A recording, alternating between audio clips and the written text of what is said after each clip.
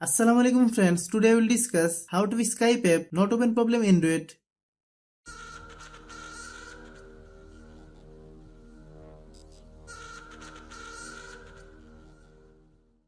Click settings.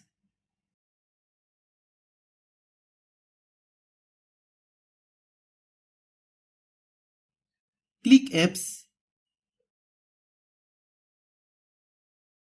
Click app management. Click Skype.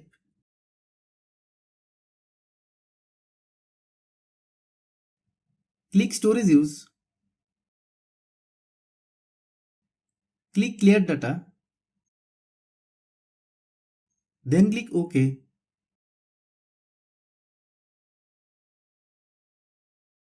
Click force stop.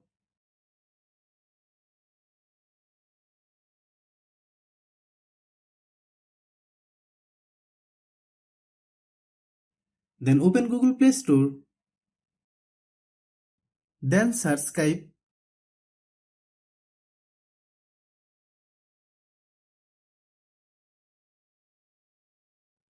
Click Skype. If you get any update, please update. Open Skype.